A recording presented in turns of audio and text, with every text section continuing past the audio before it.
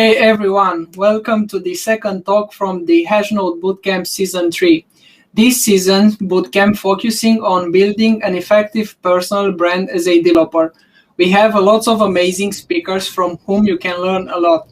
We are really excited to host this edition and to learn from these amazing and professional and knowledgeable speakers. Are you too? Let us know in the chat. Without further ado, let's kick it off. We'll hand it on to Edidiong to present ourselves and to talk a bit more about this. Amazing. Hi, everyone. Welcome to today's session. My name is Edidiong. I am a developer advocate at Hashnode. I am really passionate about technical writing, contributing to open source projects, and building developer communities.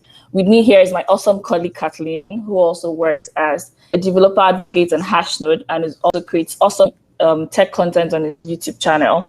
In his spare time, he loves to ride his quad bike and also play PC games. I'm sure you already know, but just to remind you, Hashnode is a free developer blogging platform centered around helping with a blog, map to your custom domain for free, and also connect with readers across the world. Okay, I'll jump in because the internet connection is... Yeah, so while we're on this call, yeah, it is back. Okay, please go ahead. Okay, I'll take it over from here. At the end of the session, we will have a Q&A session, so feel free to ask any questions related to the talk, or maybe not, in the questions tab, and Ali will answer them. Going further, I will talk just a little bit more about the Hashnode Bootcamp, which has 6 talks over 14 days, and we have 6 speakers. Therefore, let's kick it off. I'll introduce Ali, and then I'll hand it over to her.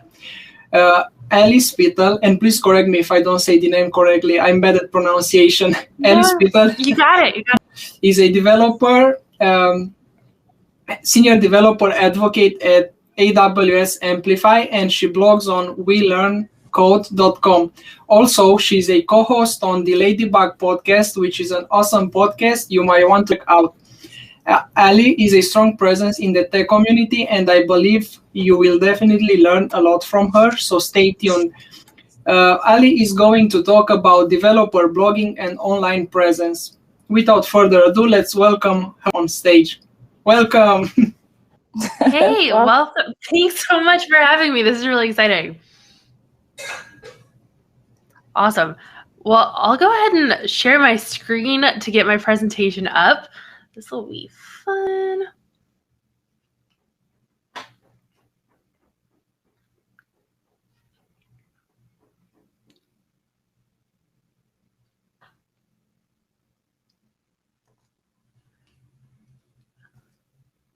Oh my goodness. Okay.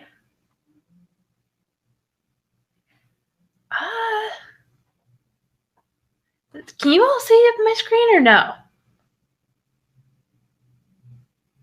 Yes. Okay. Interesting. I cannot see it on here, so that's cool. Awesome. Well, thanks all for coming out today, and I am going to be talking about blogging, which is a topic near and dear to my heart and something that has really changed my career. And so really excited to share more about my journey and then also my advice for you all. If you have any questions, there is a questions tab in the chat. And if you put those questions in there, I'll monitor them throughout, but then also come back to them at the end as well. So please feel free to put any clear questions in there and I'll be sure to answer them. So my talk is, yes, you should write that blog post. And what we're going to talk about is first my story, what works for blogging and how to start, and then how to pick a theme for your blog if that's something that you're interested in. The next piece is content. So how to pick a topic for a post, what my writing process looks like, what I put into one single blog post, and then tips for creating awesome content yourself. And then the third is how to gain an audience, because that's a lot of people's goal when they write blog posts, is to get it in front of people.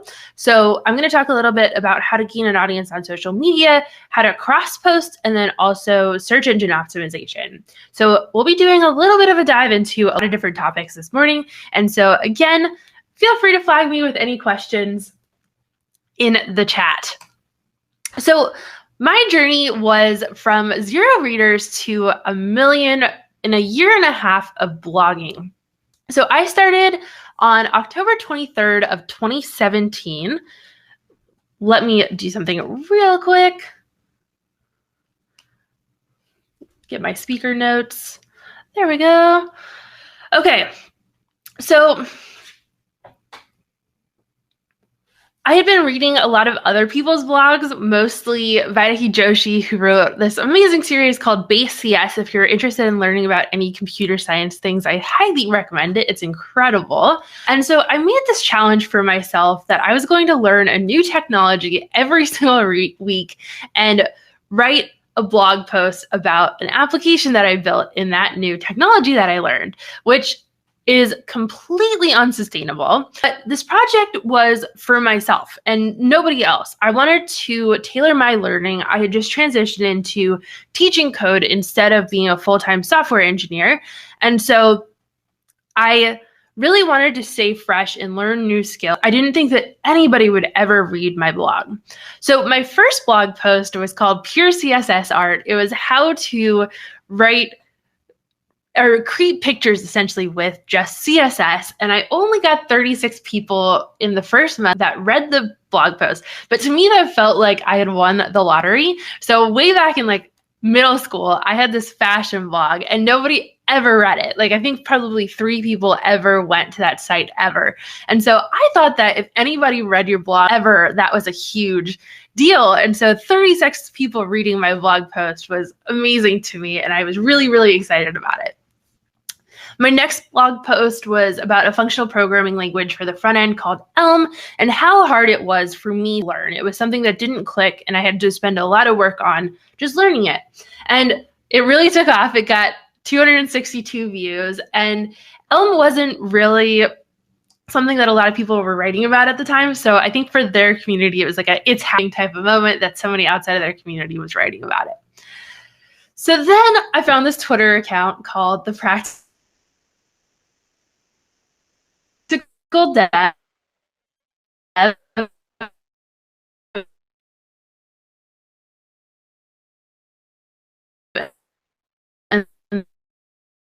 they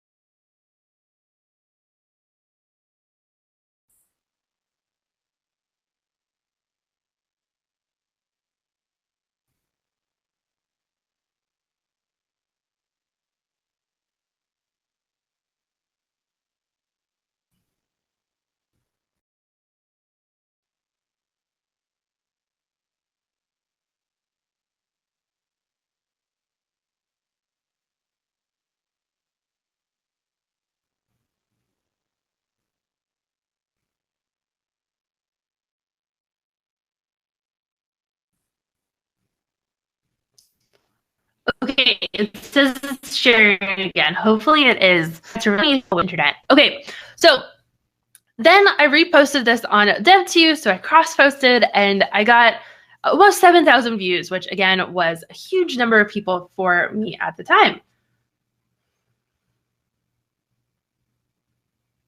Sorry, everything got all messed up with that screen sharing. But it really took off with the Elm community. And so I ended up writing 12 blog posts in this series about learning new things. And I remember being on the dev homepage first time and screaming to coworkers. And the same thing happened the first time that I was mentioned in the JS Weekly newsletter. And I also started to get asked to do speaking events like this about my blog posts. And it was really incredible. But the whole thing was way too much work above a full-time job. And I quit blogging for a while. It just wasn't sustainable. I had challenged myself to learn so much and do so much.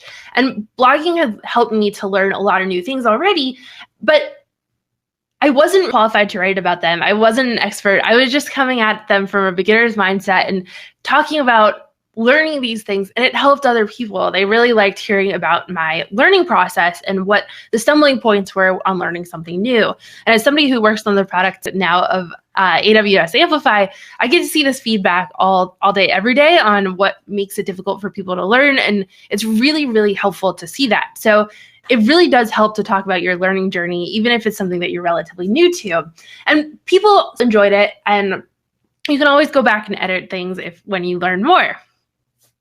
So a few months later, I moved to Connecticut. I did not know a single soul. And I started this new blog called the Zenith Programming, which was a Gatsby blog that I spun up really quickly. It was my first time building my own blog site instead of just using Medium or DevTube. And it was named after the Zenith Python, which is this really awesome poem that's actually built into the Python programming language. If you have a chance to check it out, for sure do. It's really, really great. So I was writing for the Ally of a couple of years ago, the girl who really struggled to learn how to code, who dealt with a lot of imposter syndrome, and who, as a junior developer, didn't think that this career was for me. And so I was coming back as a senior and writing to that past person and trying to make stories that were accessible and easy to learn and exciting and appealed to people like me. And so that's really where I tailored my blogging. And so I think that if I had had a blog like mine and known about it, maybe it would have made it so that my transition into tech would have been a little bit easier. So one of my first blog posts on this was building a kick-ass portfolio. It was how to build a portfolio site in 2018, and it blew up. So this post got 55,000 reads on it in the first little bit that it was published. My next post, 25 tips for new developers, was published a little bit later, and it also got a bunch of readers. So 70,000 reads roughly is what these put together makes up. And it was really amazing to me that my blog was becoming something, and I couldn't believe it. It was so surreal that my career and my life was changing so much overnight. And I got recruited for all types of different jobs, like building user interfaces for robots and like all these crazy things that I never had thought would be possible for me. And I was offered all these speaking and writing opportunities. And it was a rush every day to come to the site and see the numbers climbing and seeing the different comments that I was getting from people and making these different connections and making friends. And I didn't feel alone in the industry. I didn't feel like I was just a developer by myself writing code. I was building a community. Then things changed a little bit. The internet is a wild place, and I dealt with a lot of people also making rude comments to me. So I was getting reached out to on my personal social media, not even related to my professional. And then I was getting comments about me on Reddit saying things like self-taught developers should be minimum wage employees at Subway instead of software developers, and then people commenting on my appearance instead of my work. And so I know this isn't something that I deal with alone. This is something that a lot of people who create content out there have to deal with and have to manage. And so this is something that I want to come back to later in the presentation of how to cope with this. Because this is something that a lot of people creating content have to navigate, especially those from underrepresented groups in tech. So in 2019, I rebranded that Zenith Programming concept to WeLearnCode.com. This my company is called now as well. And it's Ally's friendly guides to your biggest coding questions. So it's really just that same concept, but refined a little bit. So this has led to jobs for me. So my current job I got because of my blogging, and my previous job I got from it as well. And in addition to that, I also had blogging as my main income source for a while. I was contracting as my day job, and then my primary income source was actually from blogging. So this has been almost my full-time job at points as well. So now I'm going to transition a little bit away from myself. I wanted to tell you all a little bit about my journey first and why I'm talking about this, why this is something that matters so much to me, but this is really now. And we are not screen sharing again. This is great.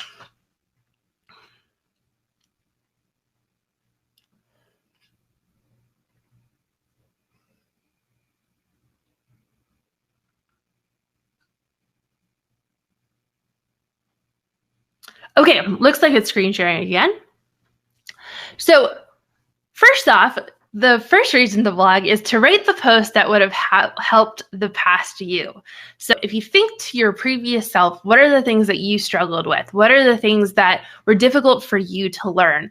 Go back and teach the new version of you what you should have learned then, to present you to learn new things. So I have learned so much through blogging and challenging myself to teach something that maybe I even know a lot about, because there is so much that you have to study and to figure out in order to be able to teach it to somebody else.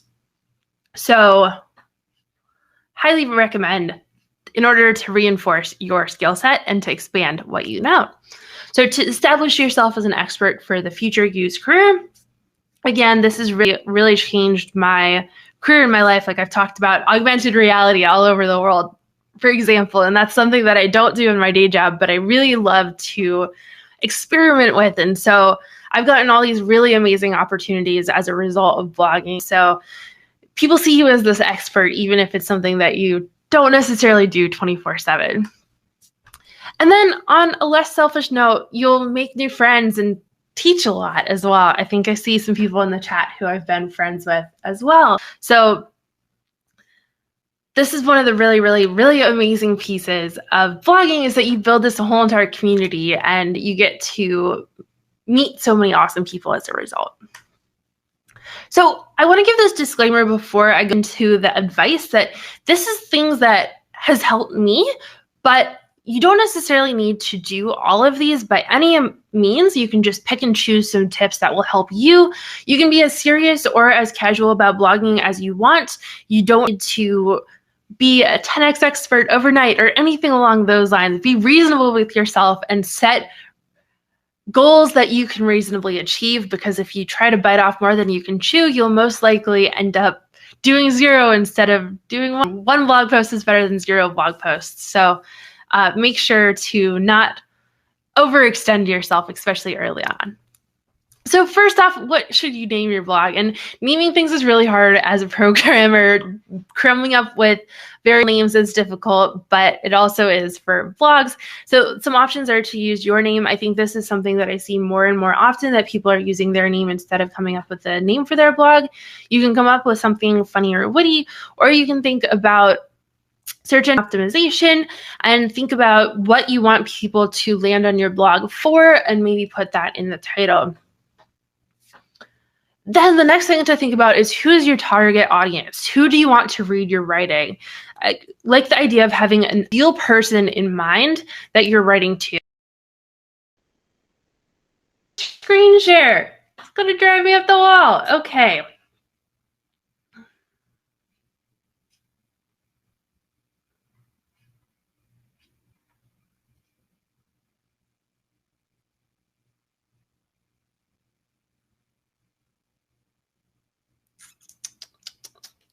There we go. So having one in mind that you can really write to. So for me, it was my previous self, or a new bootcamp developer going through the learning process of learning to code. And so think about that person and have that one person in mind who you're writing to. And how do you write in a way that will appeal to them and make it so that their roadmap is going to be easier for them learning?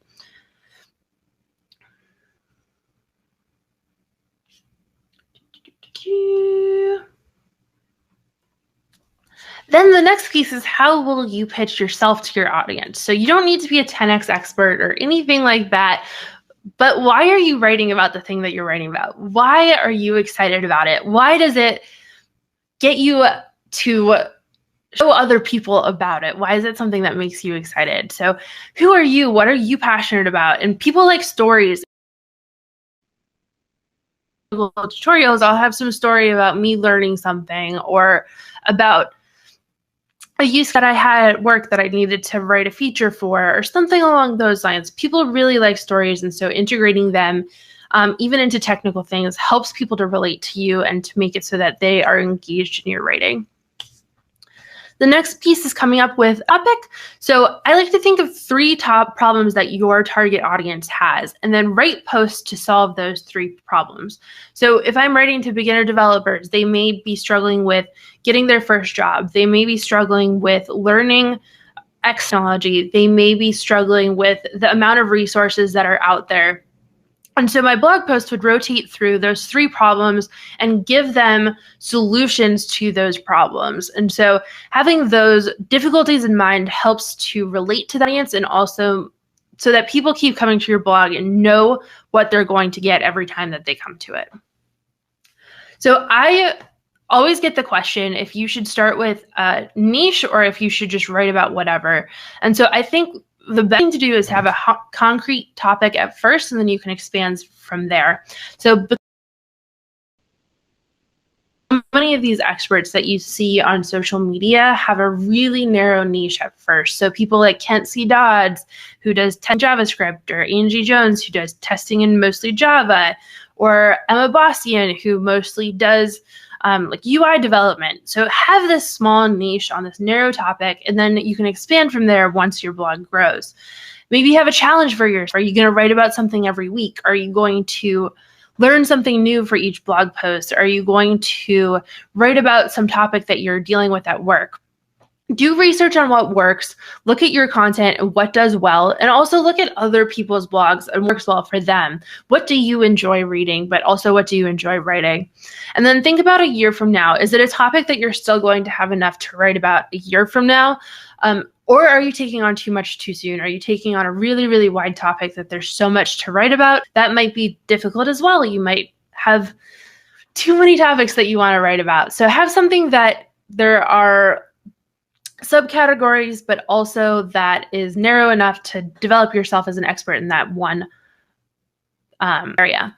Another idea is to have a content calendar, and that is where you have a calendar with different posts and when you're going to release them, so that you have a good balance of content coming out. So that's another idea if you're interested. I sometimes do this. I don't always. Normally have all my posts and ideas tracked in Trello. I have a Trello board for this. And that really helps me to stay organized with what I'm writing, what's in progress, and all that. So there are different content types as well. So first, you can have a blog on either your site, on a site like Hashnode or Dev2, and then you can also have other types of content as well. And this is something that I've expanded into in the last couple years. So videos and podcasts and more, like Twitter Spaces and Clubhouse are really big right now. There's tons of types of content that you can get involved in outside of blogging. And most of this advice will actually appeal to anybody. You don't necessarily need to be blogging. So the next piece is having a blogging platform. And my advice here is to actually not build a blog site until you know that you like blogging. So start on a platform like Hashnode until you know that this is something that you really have the time to put into this, because you can spend a year writing a blogging platform that has every single bell and whistle, but then it has one blog post, and that isn't so great. And so build up a repository of content first before you actually build out the site. It's a big time sink, and there are reasons to do it because it's customizable. You have complete control over it, but don't do it until you know that you are going to stick with this. Once you do, I love Next.js. That's probably my top one right now. I think you can do like npx create next app blog template or something like that, and it'll spit out a blog for you. So that's really awesome. Gatsby has blog starters. Nuxt, if you like Vue instead, or Grid, some is really great as well. So I really like these static site generators because of hosting prices. You can host them on something like AWS Amplify for next to free. They're much less expensive than doing something like WordPress. So that's my insight there. And then making time for content. First off, everybody's life looks so different. And so giving advice for this is almost difficult. But something that I do that really, really helps is batching. And that is writing a bunch of content up first, or podcast episodes at the same time. Like for Ladybug Podcast, we normally do 2 to 3 episodes all at once and then send them over to our editor to edit them. So making time and putting things at the same time in order to get more content out there. In addition, I tend to block off my calendar for specific things. If it's not on my calendar, it's not going to get done. So I will have an event that is blocked off, like work on blog post. So that's what's really helped me. In addition, I like to write normally at coffee shops, and this is something that is much more applicable pre-COVID. Unfortunately, this isn't so true anymore, but I used to go to a coffee shop every Sunday and write my blog posts for the week. And so that was a flow that really, really helped me as well. So then the next piece is the content itself. So first off, what do you write about? So a couple different topics that I like are getting started guides, demo projects, common stumbling points with the technology that you're learning, things that you struggled with along your developer journey, your story. You don't even need to do anything technical, just what did you go through when you were becoming a developer, or what's something that you've worked on at work or as a freelancer or something along those lines. Sharing those stories does really help other people as well. In addition, another thing that can be really awesome is that you Googled a bunch and couldn't find an answer for. Maybe there was a Stack Overflow post that was years out of date or something along those lines. That's a perfect thing to write a blog post. Another idea is to ask your audience. So if you have Twitter followers or something along those lines, you can ask, what type of blog post do you want to see from me next, and see what they want from you. A couple pieces of advice here is don't worry about being 100% unique and revolutionary. A lot of things have been done before. Don't plagiarize anybody else's work. Don't copy and paste it. Don't use anybody else's work as an outline. But if somebody else has written a beginner's guide to React, that doesn't mean that you can't write that. That's my most read blog post of all time, is actually a beginner's guide to React. And I was not the first person to ever write an introductory React post by any means, but your writing style can appeal to somebody that maybe other ones don't. So you're probably still helping somebody by writing that. Another tip here is write down topics as you think of them, not when you want to write. This is how you get writer's block, is you can't think of a topic to write about. So I have this Trello board with a bunch of different ideas for blog posts. I usually have like 50 ideas at once. And then when I want to write, I pull one of those topics from the Trello board, move it into in progress, and write down my draft or my outline. So having those ideas ahead of time really, really helps so that you're not trying to put deadlines on yourself. Like, I need to write something this week. I don't know what to write about. That can really be difficult. And then the last question is, are you experienced enough to write about a topic? And my answer is yes. So even if you're a beginner at a topic, you can feel like you're not qualified to write about it yet. And I think you do need to put in there that it is something that you're learning, that you're not this 10x expert on it or something like that. Nobody is, but putting that framing on there is really important, but you can still write about it and you can still talk about your learning experience and things that you're gathering from learning that new thing. So I would say, even if you're a beginner at something, you can definitely still write about it. So let's talk about blog post title. So be catchy but honest. So give a good representation of what's in the post. Don't just write bait. People are not going to engage with the post. Be honest. People like numbers and titles. Listicles work really well for this reason. I don't know why, but it's like a psychological thing. People like those numbers and the titles. Talk about the problem that you're solving. That's a really great thing to put in the title as well. Something that people can search for. Don't be too boring, and jokes are good. So for example, one of my blog posts is Thank You Next, an introduction to linked lists, which plays off of an Ariana Grande song. So people really like stuff like that. It makes it so that they want to click on it and learn about it. So my writing process looks like this. So I have my topics, again, listed out on a Trello board, and then I do some keyword research. So I think about what people are searching and what keywords they might search in order to get to my blog post. Then I write the demos. So most of my blog posts are code tutorials, so there needs to be a code example within them. So I write that up front. Then I break that down into little pieces, write out a super rough outline of what I'm going to write, fill in the different headers that I meet in that outline, and then revise and revise and revise. The difficult part is just getting things out on paper in the first place, and then I come back to it and make it polished after that. Then I use a couple different tools for editing as well. So Grammarly is a really great one. And then the Hemingway editor is really amazing for making sure that your writing is understandable. So those are two sources that I absolutely love and use on most of my blog posts. And then add in multimedia as well. So people love visuals within your blog posts. So I use Canva to create diagrams usually. I also will create code pens to interactive demos within my posts. I also will use YouTube videos and embed those in my writing as well. So having it so that my writing is interesting for people. And so it's not just a block of text. And that's my first advice here as well, is that people do not want to read an essay for the most part. They'd rather see listicles. They'd rather see a lot of headers. They'd like to see code content. So instead break it up. Short paragraphs are usually more readable for people as well. You can use multimedia to appeal to different learning styles. This is really a great way to reuse content too. So I think this is something that creators should talk about more, is that for every blog post, I have a YouTube video that follows the blog post as a script. And that gives me 2 pieces of content for the price of 1 for me, pretty much. I mean, it is a little bit more effort to create a blog post on it in a YouTube video, but it's much less work than starting from scratch for both. And then you can also change it into a conference talk or something along those lines as well, or a podcast episode. So you can reuse the content in different types of media, and it's going to appeal to different learners. Break your posts into sections so there are different headers that people can skip to.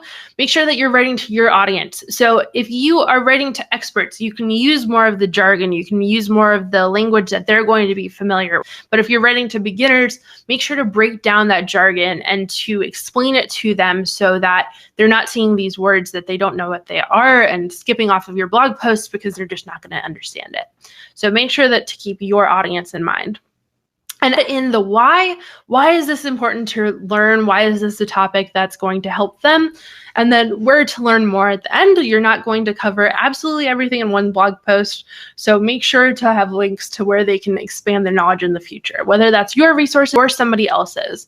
Another thing that's really important is to cite your sources. So if you're pulling from somebody else's information or you learn from a really amazing resource, put that in your blog post as well. It doesn't make you look less qualified to say that you got something from somewhere else. It's going to give them proper credit, and it's going to not ruin any relationships when you just pull somebody else's stuff. Make sure to also run your code samples to make sure that they work too. But what if you mess one of these things up? It's going to happen to absolutely everybody. I've had so many typos. I have had so many times where I have like half-written sentence or a bug in my code that I've published. It happens to everybody.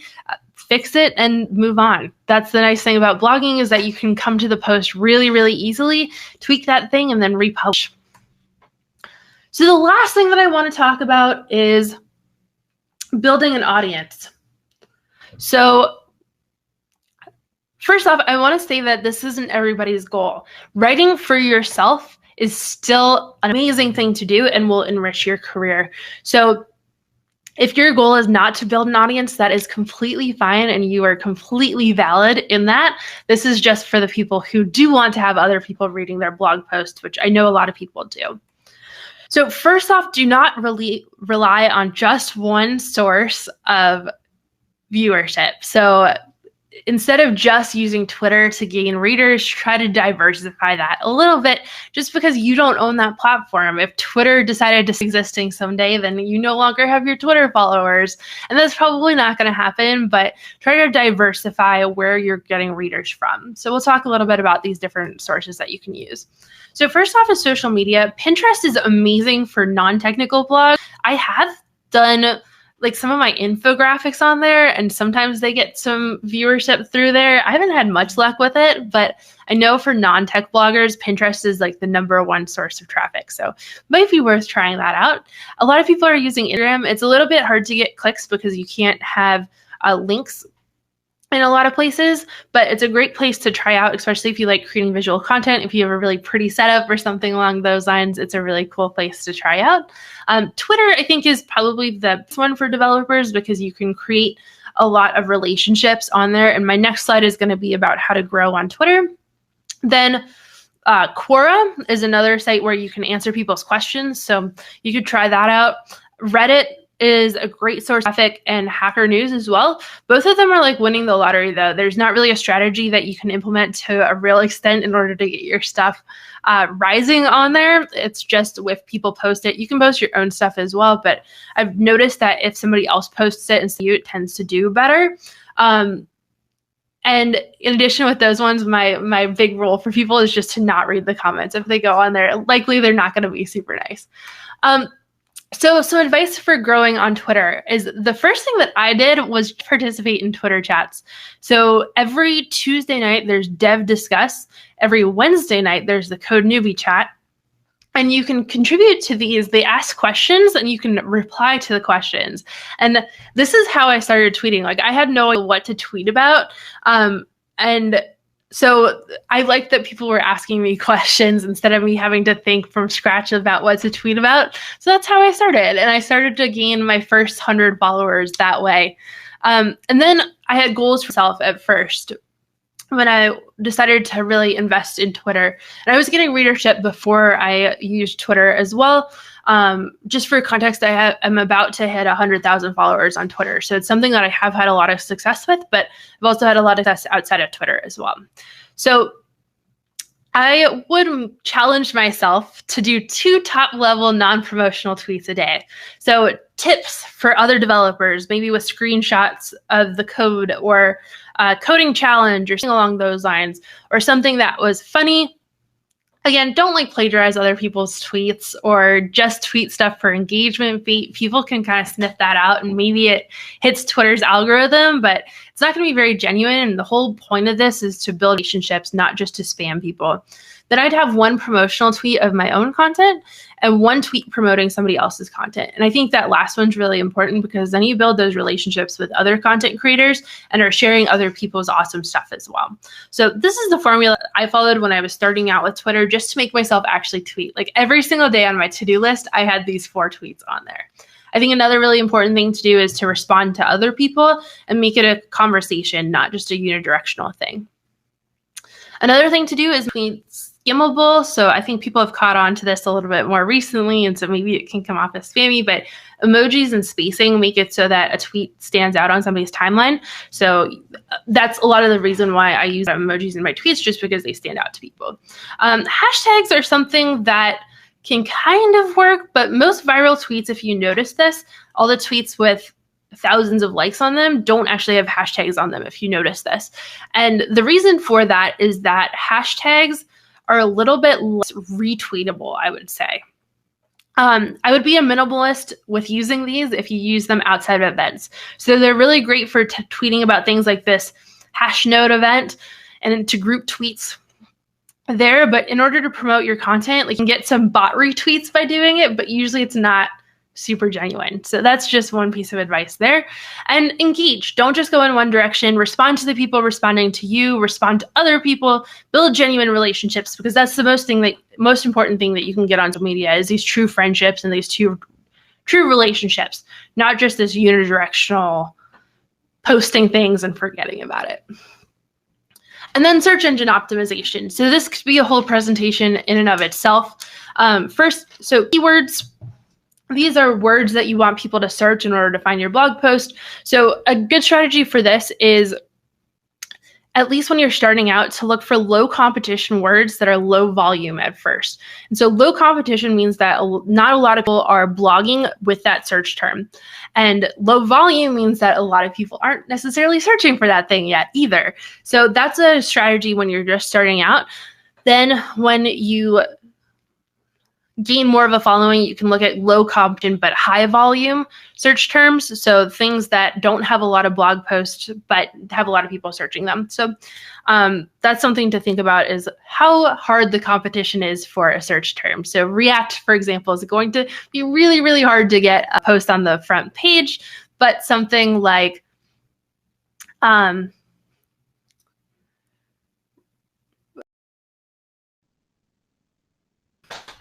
there are some amazing tools that you can use for SEO as well. So Keywords Everywhere until really recently was free, and there might still be a free tier. This is a really great one. It's a browser extension, and it'll just show you everywhere like what people are searching for to get to that place. So highly, highly recommend that. Main goals and Ahrefs.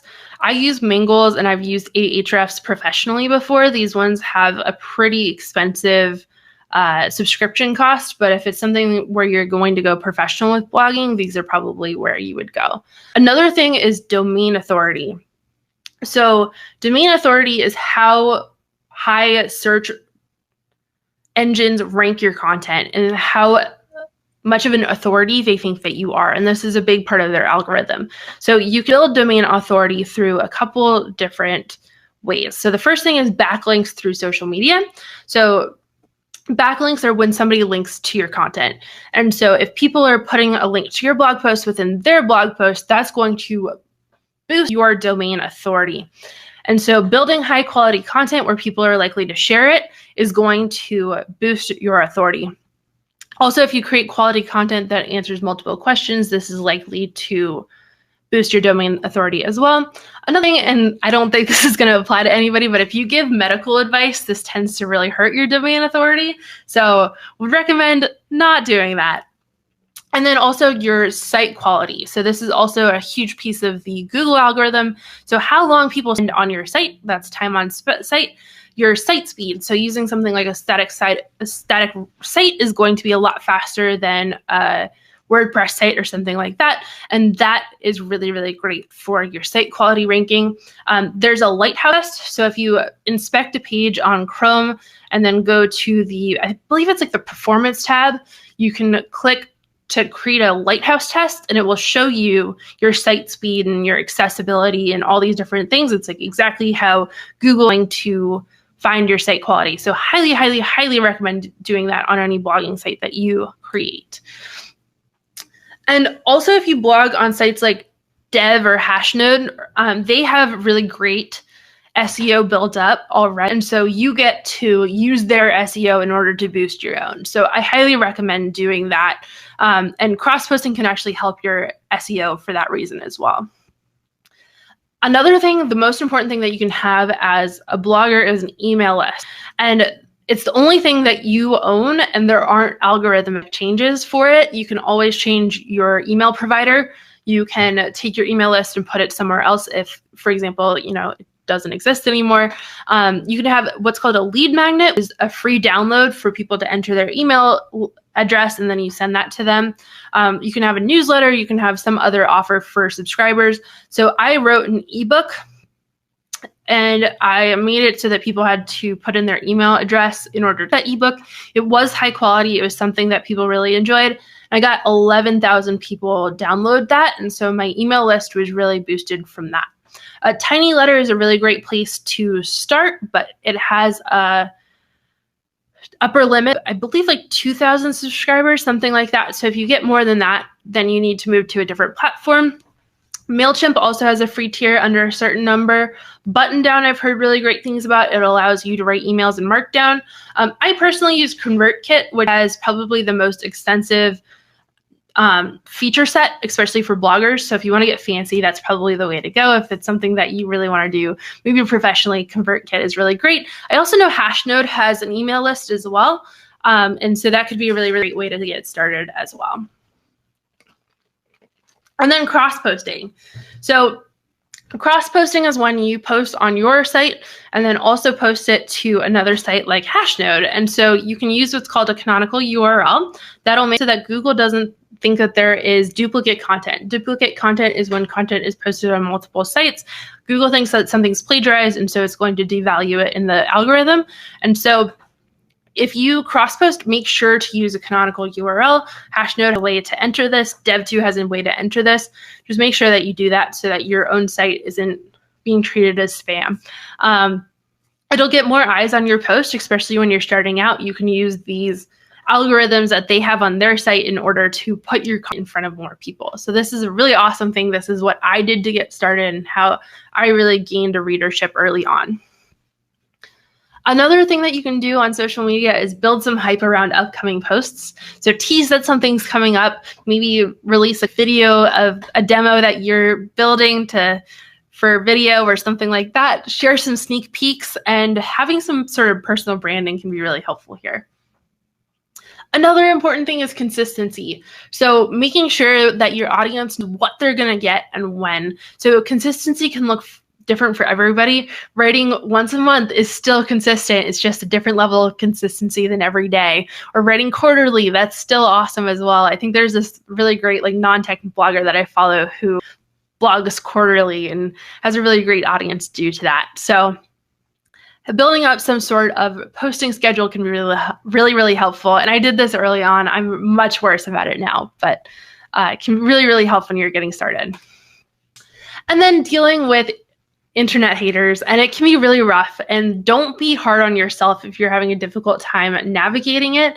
That's normal. Having people be rude to you is something that is difficult to deal with, and so don't be hard on yourself for struggling with it. Find a support system who's going to understand what you're going through and who can support you through that difficulty. Having other bloggers that I can talk to about this is really helpful because they understand more than somebody who doesn't also blog. Then another thing that I do is screenshot them and delete them so that I don't feel like I need to respond. I think responding sometimes can be good, but responding to every single one is exhausting and can kind of further this cycle. So that's my advice there. The last piece of advice is for monetization, and I feel like I'm going a little bit over here, so I'm going to try to speed up a little bit. But monetization, there's different options for you here as well. So there's sites like Patreon that you can use to have subscribers. You can have ads. Carbon is a really great resource for people who are doing developer blogs. They're really focused towards that. Mediavine is the best one for really serious bloggers, usually out of tech. So that could be one if you have a huge reader base. CodeFund.io is also one that I've heard of that has ethical ads.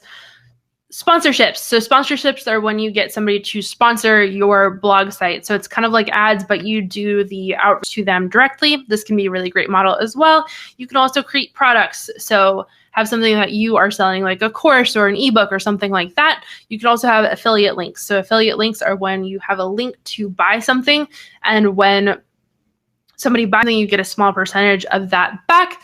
You do have to disclose that. So if you ever use an affiliate link, you need to say at the beginning of the blog post, hey, I'm using affiliate links in this post. So those are some ways that you can monetize. You can also offer consulting services that you market through your blog as well. And that's what I did a little bit there. So I want to get to questions. So if you have any questions, there is a questions tab, and I just noticed that I have 21 questions. So maybe you don't need to add questions because there are a lot there. So the first one, let's see. Okay. So in your learning process, do you feel a little shy, embarrassed, vulnerable, scared to make mistakes, etc.? If your answer is yes, how could you get over it? I still feel that. I think the idea of putting myself out there, being public facing, and seeing that people are seeing my content, it's still a scary thing. So I think just knowing that at the end of the day, I'm writing for myself. My writing is helping my career and helping me personally to learn. And so having myself centered first in this, and if anybody else benefits from it, that's amazing. But first and foremost, I'm writing in order to teach myself something new. And so I think having that centered is something that helps me to put stuff out there, and just to know that usually this stuff goes okay.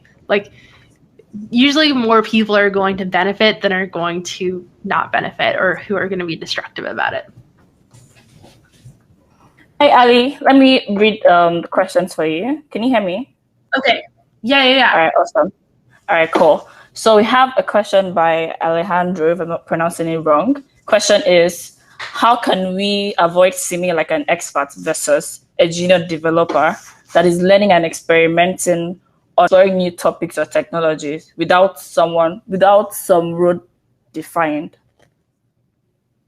That's in summary, how do you write an article that doesn't come off like you're pretending to be an expert when maybe you're a junior developer, something like that? Yeah, I think you can put that in the first couple of paragraphs, something like, this is something that I just learned, and so I'm trying to teach it back to you. Or you can discuss your learning process and the things that you stumbled with, and that will introduce to your audience front that you learned this relatively recently. It's not something that you've been developing with for forever. Yeah, that's a very valid point. So the next question by Grace is, how do you overcome imposter syndrome? I feel like what I write is not good enough. Oh my goodness, this is something that I struggle with so much, and is probably the most difficult thing for me with blogging personally. So something that I try to do is have a couple of other people like read over my blog post first and give me any feedback. I find that that really helps in just knowing that I'm not so far off the mark that these other people aren't, telling me don't post this. I also think that writing things that I'm really comfortable with, at least at first, is going to make it so that I know that that piece of content is at least going to be sharing something that I know really, really, really well. And researching these topics really well ahead of time also helps. But another thing too is just starting with maybe non-technical content. So talking about like career advice or talking about imposter syndrome or any of those things. You don't necessarily need to have something super, super technical. Just get it out and get used to the publishing process, and then come back to the technical stuff a little bit down the road. Yeah, that's a very valid point. Just I think it's very important to share your articles with like someone else who is knowledgeable about what you're writing about, because the person will definitely catch something that you promised during, like while writing the article. So that's an amazing point. All right, next question. I think you kind of mentioned this during the talk, but just to ask again, what tool do you recommend for keyword research? Yeah, so Keywords Everywhere is the one that is most inexpensive. It used to be free. I'm not sure if it's still free or not, but Keywords Everywhere is a really great one. It's a browser extension. And so it just, when you search things, and it tells you the keywords and what related keywords there are and things like that too. All right, amazing. Okay, this next question is a very amazing question. I think I'm always torn between which of them it is. So the question is, how should we refer to our readers when explaining something? Should we use you or we? That's a really great question. And I think it's really a personal decision. I don't think that there's one right answer here. It's about the tone that you want to take. So if you want to be more directional, you can use you, or if you want to be more discussing something that you did, you can do I. Or you can do we if you want to make it sound more like you have a relationship with the person. So it's really up to you, the tone that you want to take and how you want to steer the audience to, I guess, feel about the post. So I think that there are ways to do each one of them. It just depends on the tone that you want to have in your post. All right, amazing. How often do you republish old articles? Is it only when you make a mistake in your code or when you have a new information that you want to add? Sometimes I will go and update old posts, and I should do that more. I think that that's a really important thing to do, especially in order to improve the SEO of it, or in order to deal with new versions or something along those lines. And people like to see fresh content or content that was updated more recently. And so I think it's a great thing to go back and update them. I unfortunately just don't have the bandwidth a lot of the time. So it's not something that I prioritize enough, but I would highly recommend that other people do. All right, cool. The next question is, okay, it's more like conversation. I follow you for a while and I really enjoy your content. You're also an inspiration and I look up to you. So the question down here is, do you think it would be possible to leave off entirely from your blogs and content creation in general? Do you ever think of doing it? Oh, well, thank you. So yes, my primary income source, and I was making more money from blogging for a while than I was from my day job. And so I could have done it full time. I personally work much better on a team. And so that's why I opted to not do that, is I would have been an indie founder for a while and I just didn't want to work alone. And so that's why I decided to go into another day job instead of working for myself. But something that I was really successful with was offering like educational consulting services to startups, where I would build a workshop on their material or something along those lines, using my blogging skills for that company or writing blog posts for them or something along those lines. I found that that was a really great way to have stable income instead of the more variable income that you would get through something affiliate links or ads or something along those lines. All right, that sounds cool. Next question, how do you organize ideas of future content? Do you use tools like Notion, Trello, etc.? Yeah, I like work best in Trello. It's just what makes sense to me. You can even see my bookmark right there. That's what I use for managing my content. Actually, let's see. Yeah, I can kind of pull up my Trello board here. Let's make sure there's not anything on here. Yeah, so this is my Trello board that I have for some of my content. So I have templates for my different content types. And then this is a to-do list of things that I need to do in order to update my site. So things like better social templates or better meta tags or something along those lines. And then these are different ideas that I have for content. And then when they're in the progress, then they get moved to a place like this. It's just the way that I think. I think other people work well in Notion or something along those lines. And that's awesome as well. It's just Trello works best for the way my brain works. Yeah, that's true. I think Trello and Notion are actually two great platforms. So just picking the one that works best for someone is actually there. All right. Next question. We have a lot of questions, so I don't know if we're able to cover all of them, but I think we just answer like maybe 2 or 3 more. Yeah, next question is, cool. In your opinion, what are the best ways to monetize content? For instance, best type of paid content, medium, or best mediums to use? Yeah, I think that's a really great question. And so these are some of the ways. I think having a product is probably the most profitable. So like an ebook or a course or something along those lines, I've seen that work really, really well for people. And that's what most of the people that I know that do this full time do. I think also consulting services, which I talked to Catalin's answer a little bit. I think that can be really profitable as well, or sponsorships as well. Sponsorships, though, are usually more for like YouTube videos or podcasts, but you could do them for a blog as well. I just don't see it as often. Yeah, that's true. All right. Naming options, you mentioned use your name or use a fancy one. Which of them would you recommend? That's a great question. I think it really depends on your goal. So if your goal is to build up your reputation in order to get jobs in the future, or in order to build yourself as an expert, I think blogging under your name works really well. And you can see a lot of the experts in the field doing that. So like Kent C. Dodds blogs under just his name, for example. But then if you want to optimize for something like search engine optimization, so you want to rank for words like code or React or something along those lines, then having the name of the technology in your blog title is probably more helpful. And if you ever want to scale in the future. So that's why I named mine We Learn Code, because if in the future I hired additional writers or something like that from my site, then that could scale more easily than having it just branded under my name. So just something to think about. There's not one right answer. It's what your goals are. Amazing. Next question is, how do you get the time to keep writing on a regular basis with a 9-to-5 dev job? Asking for myself. Yeah. That was me for a lot of years. I think for me, it's going to look different for everybody. First of all, like everybody's life looks wildly different.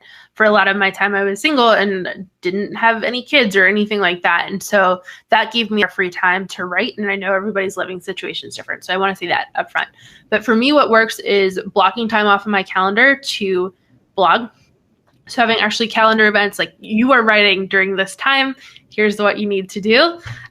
Then also having a special space to write, so that whenever I'm in that space, I feel like I'm like conditioned to write. So going to a coffee shop or something along those lines, that really helped me as well, so that I had a rhythm for it. All right, that sounds good. I should definitely try to implement that as well. All right, next question. Do you have some recommendations about maintaining an online presence or not being overwhelmed by it's like generating spam, talking about politics, tweets about anything, etc.? Yeah, so I would say that first and foremost, you're a whole person, and people are okay with that, and people want to see that. And so I post my dog, I post about politics, I post about the things that I'm passionate about. I don't have that as my number one thing that I blog about, but I am not just my content. I am more than that, and I want to share that with people. And so I think that's valid, and I think the people that are most successful on social media do that. I think all the different platforms is definitely overwhelming. And so pick one or two that you really enjoy and niche down on that. Like for me, that's Twitter. And so instead of using Clubhouse, I use Twitter Spaces because I want to stay on that one platform. And so I think the places that you enjoy most and really narrowing down on that is important.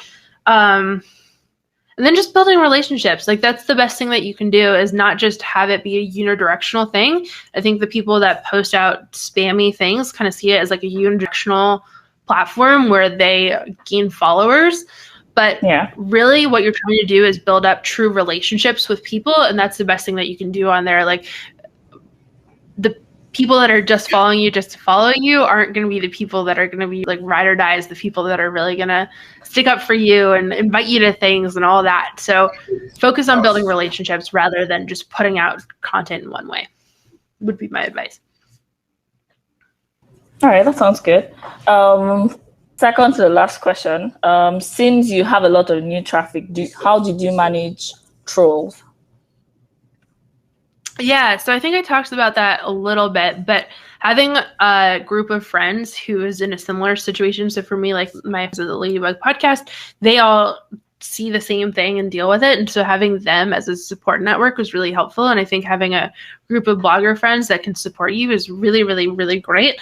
I also think having the foresight to be like, this is going to most likely happen if you gain a readership, and knowing that you're not alone in that, you're not dealing with this by yourself. And so feeling the ability to step away to, I mean, I've had weekends where I've turned off my phone entirely and completely stepped away from it.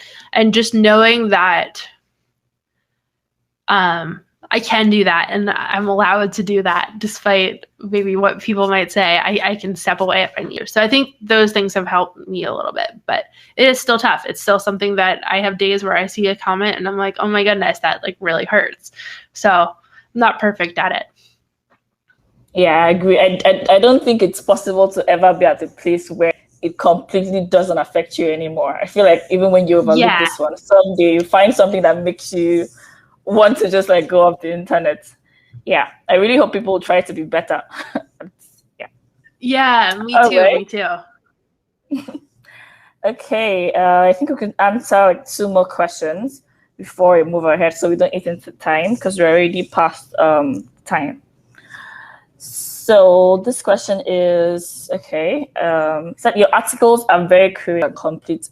Is technical writing your full-time or part-time job? Yeah, so I am a developer advocate, and now I'm a manager of developer advocacy too. So my day job is a combination of a lot of different things, of managing people, of working on the product and bubbling up feedback, but also doing writing as part of my job, though I only get a couple hours a week to do that, creating other video content, speaking at events. So my job is a mashup of a lot of things. And if this is something that you're interested in, I'm actually hiring right now as well. So if anybody in the audience is looking to do developer advocacy, I posted like 2 days ago, I'm hiring for 3 positions. So I don't know. Apply. Yeah, congratulations on becoming a manager. Thanks. All right, you'll just discovered a new job opportunity. So if you're interested, feel free to apply. Yeah, let me link it in the chat. Let me see. Yeah, that'll be perfect. Let me see. Here we go. Amazing. So my last thing to plug is first, I have a couple more resources on blogging. So is this even live anymore?